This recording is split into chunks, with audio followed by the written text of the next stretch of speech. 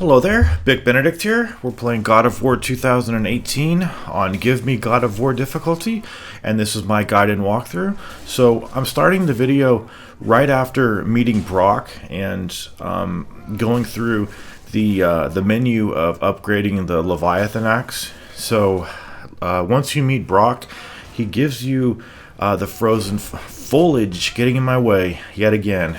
You know, it never ends.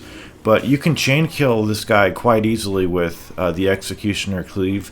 And I was mistaken in a previous video when I said that the riposte for parrying back projectiles requires you to press square. No, that's not true. I apologize about that. All you have to do is just press the parry button and it will just send the projectile back. So my apologies about that. I was under the impression that you had to press square to send it back. Wouldn't it be more interesting if you did have to press square to send it back in a certain way, and then if you wanted to, perhaps you could press triangle to send it back in another way? You know, I'm not sure how. You know, I intend to, you know, do certain things. You know, that's not my job. My job is just to play the game and offer just some tidbits of advice.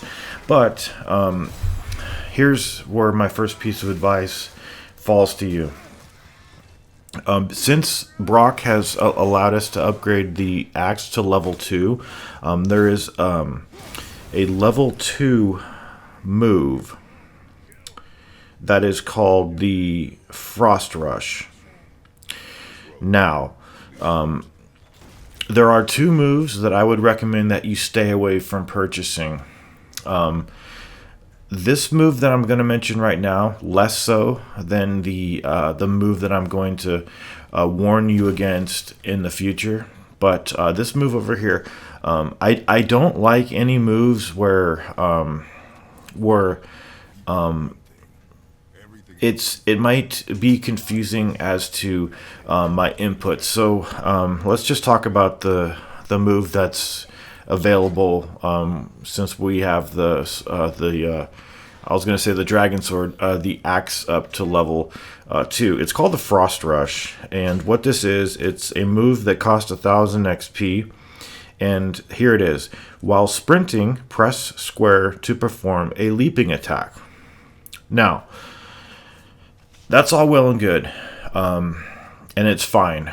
However, if you want to come to a complete halt and start attacking with a square attack or hold down a square attack, that move that I just mentioned is going to override that. So you need to be careful of what you're buying. And as you probably can guess from inference, there is a move where fucking dicks. Forgot to close the window.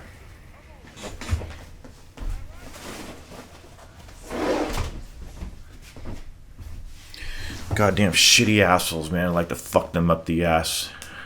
I had fingers up my ass the other day. I had to get a prostate exam, and apparently my prostate is, quote, mildly to moderately enlarged, and I started to take medication for it. Didn't start to kick in for a couple of weeks, and for a couple of weeks thereafter, it worked like a charm. I was able to piss. I mean, guys, I was at my worst. I was waiting to piss for upwards of 30 to 45 minutes. Like, the average wait time for pissing for me was about half an hour. And at my very worst, I was waiting upwards of 45 minutes to piss. 45 minutes to piss. 45 minutes to do something that should take 45 seconds. So it was, especially when you know when you can feel that you really gotta fucking piss. So I've called the doctor, and I'm gonna try to figure out, you know, what to do. You know, am I taking the medication at the wrong time of day? You know, it says take it after supper. You know, my supper, since I work graveyard hours, I like to stay up at night because the nights to me are tranquil and they're free of stress and voices, and I get to relax. Or if if stress, it could be stress. I don't know. I really don't know. But you might want to be asking me, well, dude, what were you doing for those 45 minutes? You were just standing in front of the toilet? Were you sitting on the toilet? Well, I was doing both, actually. I was standing, sitting. At some points, I would just give up. I would go into my room, grab my phone, bring it into the bathroom, try to read some news articles. I watched a whole TV episode just sitting there on the toilet, working, working on stuff in my mind, trying to push the piss out, trying to trick my bladder with the noise of running water. And it got bad. Like, I didn't want to go for a prostate exam because they're invasive and they're uncomfortable. But the night before, the only way I could go to the bathroom was to stand in the shower and trick myself by hearing the fall of the water. And even that didn't work. I had to get down on my knees and go into like a fetal position and kind of just push the piss out. That was my lowest point. And I said, who cares if it's a little uncomfortable and invasive? The prostate test takes less than 10 seconds and it's over before it even starts. And it is. It's not even like it's like 7 seconds. And it does hurt a little bit. And it just depends on your sensitivity to pain. But I have a low threshold to pain. And it hurt, having someone's finger up your ass and trying to feel it. But it's definitely enlarged, somewhere between mildly and moderately. So, and I'm taking this medication. There's a medication for it called tamsulosin. And I've been taking it, and I can't fucking piss now, man. Even taking the medicine, so I don't know. So anyway, I took a blood test and see what will go on with that. But in that previous room, you can trap enemies by having the nail ceiling fall on them. And what do we have over here? Is this an apple? We got an apple, or is that the blood mead? Nice. We've got a horn of blood mead, and we can wind that horn. Wind our fucking horns. Alrighty. I'm sorry to go on that tangent, guys, but it was, and I hate to say this joke because it's so old in my mind, but I just couldn't piss. I was fucking pissed that I couldn't piss. And I'm only 38, so you've got to figure, not many people who are that young fall on that spectrum of the bell curve. Most folks who have this issue are like twice the age I am. Most people who have a heart attack are twice the age I am. I had a heart attack last year, and I still have some issues with it. Man, sucks to be alive, I guess. That's why it's nice to come and do a campaign and be Kratos and be Papa John and tell your son what to do. He's a fucking dick to his son, man. He treats his son like fucking shit. You ever notice that? But the son can be really annoying, Every time the son says something stupid, I'm just like, in my mind, I'm saying, shut the fuck up, Donnie. If you've ever seen Big Lebowski, that's the illusion there, but it's just like, shut the fuck up, you fucking kid. But, Kratos has got himself a son. It's not a clue. It's the answer. What I alone can never do. And, Use your knife and trace the runes into the sand. I guess it's only a matter of time until this son gets his ass a whooping. This kid is just, the whole time he's cruising for a fucking bruising. I mean, later in the game, too, when he starts mouthing off, I wouldn't have objected if Kratos just pulled his pants down and gave him an ass whooping, Fucking kid doesn't even deserve any shit cologne for himself, and,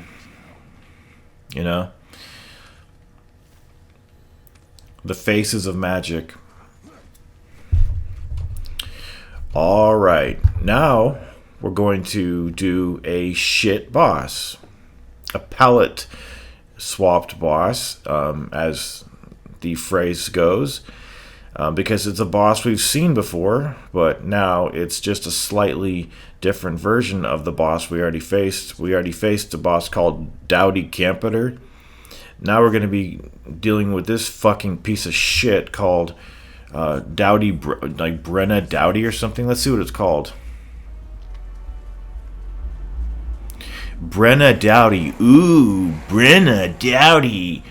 When he taunts like that, though, it's a perfect opportunity, guys, to do the Executioner's Cleave. So what I do is I run up to him, and while he's taunting, I do the Executioner's Cleave, and then I do some more attacks. I activate Rage, and you do get iframes with the Rage, which is nice, and you get health regen, too, if that's something you need. I don't need it right now. I also don't believe that I did this fight no damage. I might have, but I doubt it. Now, once you've damaged the troll enough, he's gonna have a little bit of help. See, this boss fight is shit no matter how you cut it. He's shit by himself, and he's shit with his fucking lackeys. And the reason why is because it's just a dirty garbage fight. We've already seen this boss before, and that would have been fine, and it wouldn't have been garbage. But the thing is, it's just utterly lazy. It's lazy to have a recycled boss, and it's lazy when you see what this boss does. Like the tracking of his fire AOE's is just as obnoxious as the tracking of the revenants when they throw the poison. Like, it will go up steps to find you. It's absolutely ludicrous. And all this guy does in his free time is he just throws fire, and you've got to, move out of the way. You can actually come up here, back up. There's some health in this cave here if you want it. Look at this. The fire comes all the way up here. It's called the Judgment of Fire. And I ran through the fire thinking that it was done, but it's not. But when he's about halfway dead, two more lackeys come in. So what you want to do is go after them as quickly as you possibly can. I think the lackey count is 3, so it isn't that many lackeys, and the environment's pretty decent. It's a little small when you get boxed in certain areas, but normally you've got a clear path to go, whichever direction you might like to go. And these enemies are quite easy to take care of, but you've always got to remember that he could be throwing his fire shit right when you're trying to cleave an enemy, and it can just go really wrong. A good boss for this section would have been something that obviously doesn't resemble a carbon copy paste of the boss we just fought. And I'm all about boss elimination from games. I detest bosses, and I hate bosses. But the irony of that is the bosses in God of War, as much as I hate some of them because they put me in my place. I will admit that. I'm not some DSP shitter who can't admit his bads. I can admit my bads. Bosses put me in my place. I hate them. But the bosses in God of War 3 and God of War 2 were just some of the most wonderful experiences in the game. Like, for somebody who hates bosses to concede that, damn, these bosses are well made and they're fun, and I know why bosses need to be in games and not eliminated from games. I love the bosses in God of War 3. They're really made well, but seeing essentially the same boss that we just fought is extremely lazy. This game was in development for at least 5 years, and 5 years you have to palette swap a second boss from the first. That just strikes me as incredibly lazy. And they'll say, well, he's got a bunch of different moves, he's got lackeys. Fuck the lackeys. A boss doesn't need assistance, and if he needs assistance, he's not a real boss. But anyway, it looks like this bastard's winding down right about now, and if you're You can give me some feedback. If you would prefer that I swear less, I will swear less. I don't make hardly any money off these videos, guys. You've got to realize that that this is my avocation. This is my pastime. I have a full-time job that I do with my father, and I just do these videos for... Ooh, epic fail right there. I do these videos in my spare time, and I craft them with utter love. And I only play the games that I do love. The ones that I loathe, you're not going to see them on my channel.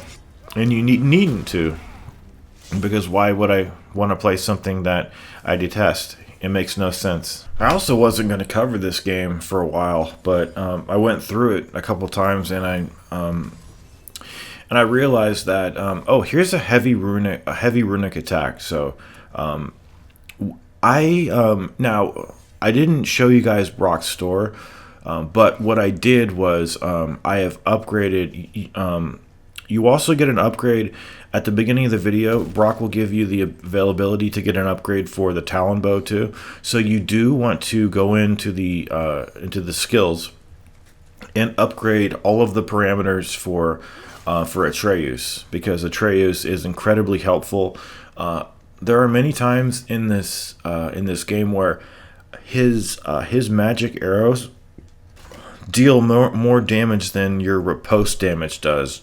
I'm thinking of one boss in particular that I was recently doing, and I was absolutely bewildered that such takes place in this game. But make sure that you always increase the damage of Atreus' arrows.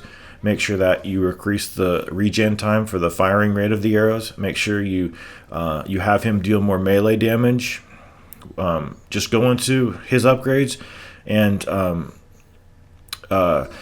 some you don't need to get right away, and some you might not even want, like him finding health stumps if you get in danger. I really don't prioritize things like that, honestly. It seems a little bit unnecessary. But what do we have over here? Got some apples? Good. Yeah, got 3 apples. Looks like we get a health increase. There we go. I want to get everything that I can too, so I can get as many trophies as I can too as well. All right, so now I'm going to put this in fast forward. What else did I do? I don't recommend right now that there's one of Odin's ravens. So I always want to keep you guys in the loop. I have not crafted any armor for Kratos. I have not crafted. Let me see. No, I've not crafted any armor for Atreus. But I will. I will be doing that. I just didn't feel like doing it at Brock's shop. I have no explanation why. I just didn't do it. I want to just get on with my campaign right now. And you've really got to respect a company that completely eschews multiplayer in favor of single player, because there's a lot of myths out there that single player campaigns are dying, and that not many people are interested in single player campaigns anymore. And the level of ignorance when you hear something like that, especially if you're a big proponent of single player. I think that they should be equal, but a lot of executives at these top companies, they realize that the big bucks comes in the multiplayer. But can you imagine though? Just imagine, and it's something that's right in front of your eyes. You're looking at it right now. This game completely eschewed multiplayer in favor of a single player campaign, and maybe this is because they learned a lesson from Ascension. Since Ascension's multiplayer, I never played it, but I've heard tell that it's garbage. And I could have told everybody that before they even played it, but their complete focus was on the multiplayer and making sure that we all had a good campaign for ourselves. And for a AAA game to not have multiplayer in 2018, that is, there's no precedent for that, I don't think. But now we have one, and it's good that we have one. And if there is a precedent, I beg your pardon, but I really can't imagine a AAA game coming out these days that doesn't have multiplayer. And the reason is they wanted to focus on, the big picture here and having a campaign, a huge campaign, something with impetus, something with something that you could feel and love, and not have to divide your feelings between the two different sorts of gameplay. I really respect the team for as much as, this isn't my favorite game of the franchise. In fact, I prefer a God of War in which you can jump. Ouch, that's sick burn. However, I really do respect Cory Barlog and his team for eschewing multiplayer. And I know they didn't do it on purpose, but they had to focus on single player. This is a single player, and why not? What the hell is wrong with single player campaigns? This game made a huge amount of money, and it just proves that you don't need multiplayer in a game.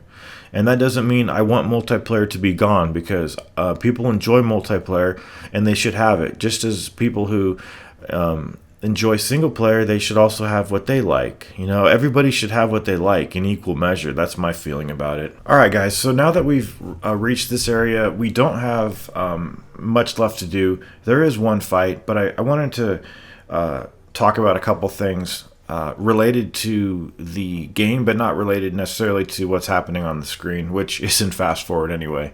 So I personally was disappointed when I learned that Terrence Carson was not going to be continuing to provide the voice for Kratos. If you have ever watched a show called Living Single, he was in that sitcom.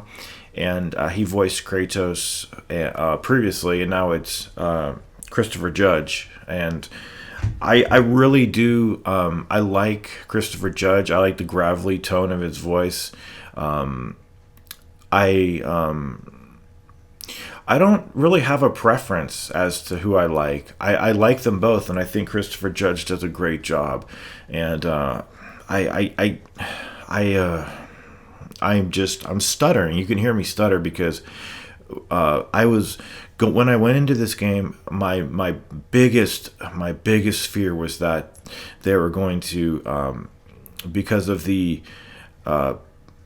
restrictions and the setbacks of the PS4 hardware with such a grand game of this sort of scale, I thought that the camera sensitivity was going to be really low.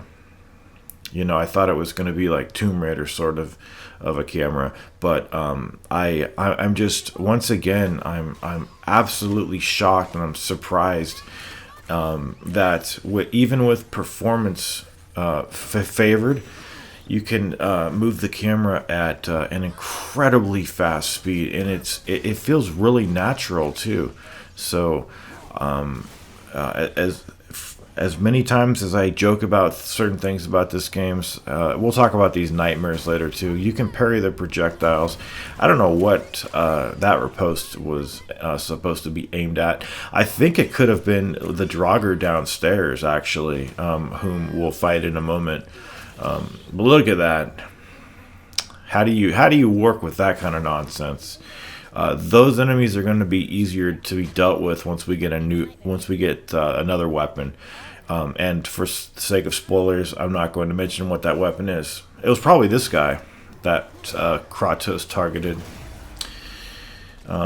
Because I know a lot of people want to know my opinion of this franchise, this new franchise, in the direction that it's going. Because a lot of people associate my channel, even though it's got the Gears icon, they associate my channel with God of War. And I've got to say that this game is incredibly well made, and it's one of those cases of, is it the game that we wanted?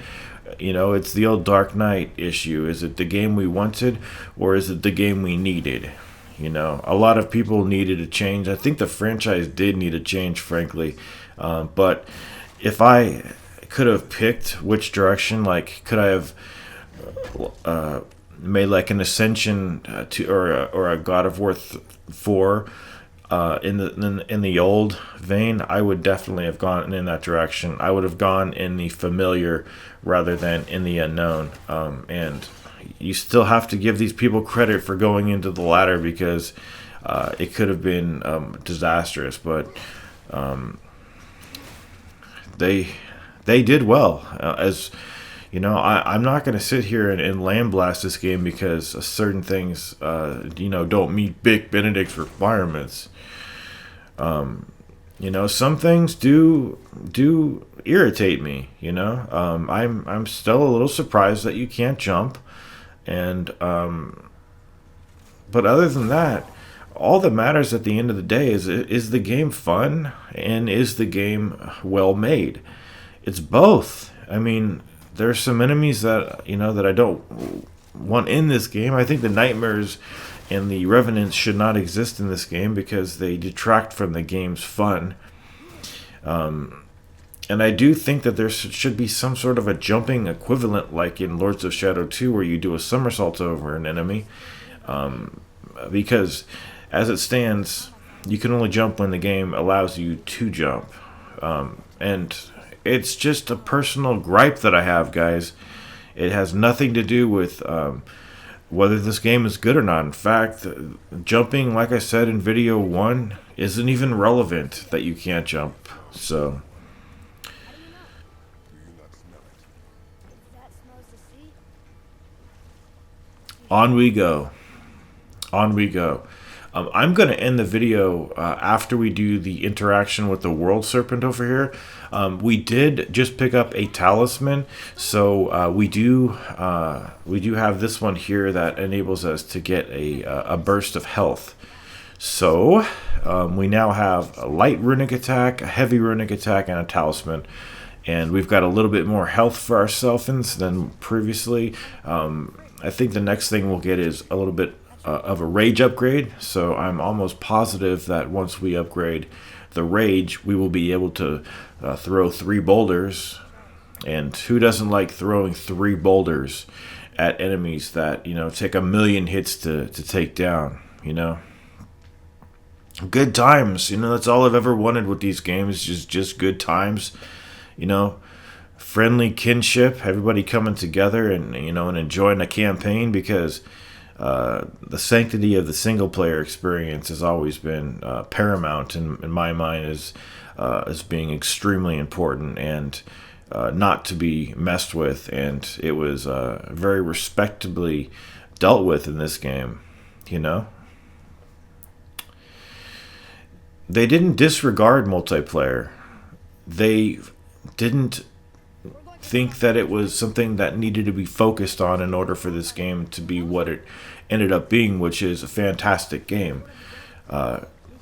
So it just goes to show you that you don't always need multiplayer. Sometimes the two can coexist very well. Sometimes they can't, like in the case of Ascension. Shoehorning in multiplayer in a single player game, that doesn't work. But we've run out of time, guys. This is a gals. This has been installment 3, or part 3, as I believe I'm calling them. Thank you very much for watching. I hope that it helped you. Should you have any questions, type them into the comments. I will do my best to respond. Other folks in the community, if they see it, they'll want to respond too. So I will see you in part 4. Take care.